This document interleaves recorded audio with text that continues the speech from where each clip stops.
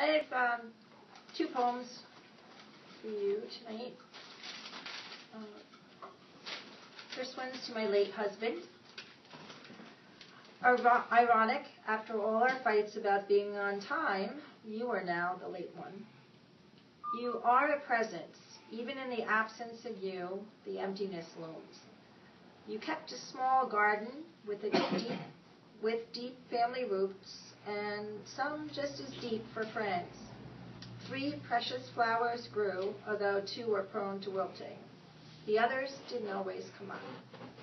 You were a presence, luminous, large, overbearing, with volcanic explosions of words that burned into the soul, altering the pristine landscape of childhood. You were a presence, like the snow silently falling in the night, sweet, serene. I never felt so loved or wanted, an insulating blanket for those very cool times. When snow turned to torrents of raging rain, feeling like shards of glass pelting my face, those cold storms. The sunny days, and there were many, would be fraught with anxiousness. So often, the low rumbles would escalate into thunder and lightning and tears. It wasn't easy to stand beside you, and yet it isn't easy to stand alone.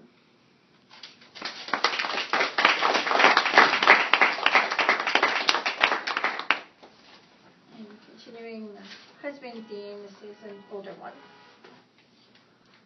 He looks at a tree and thinks it might as well be cardboard. She sees the tree and takes in each ragged ridge of bark and the rustle and the cooling of multifaceted green leaves. He loves his carefully planned, well-manicured garden, dare a leaf be out of place. She delights in the victory of the weeds growing through the concrete. He hates the beach, sand in his shoes, noisy birds. She loves to watch the waves unravel like delicate old lace and dances to the music of the birds. He likes to cook, carefully following a recipe, setting a timer, using all the proper tools, serving only the suggested sides.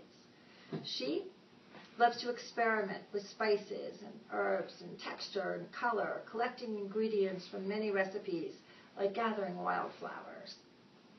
He is a carnivore, having steak with a side of pork and a side of fish. She is a vegetarian. She writes poems in prose. He writes checks. She likes to get lost racing the sunset on winding western roads. He only goes where his GPS tells him to go. His favorite weather is a calm, sunny day with a moderate temperature. She prefers a thunderstorm with wind like fierce ocean waves and tap-dancing rain. She will call him up, excited about the puffy formations of clouds, and declare it a Cloud Appreciation Day to be celebrated. He is working and won't look up. He likes well-disciplined dogs that obey every command and belong to someone else. She loves any animal with fur, feathers, fin, and attitude.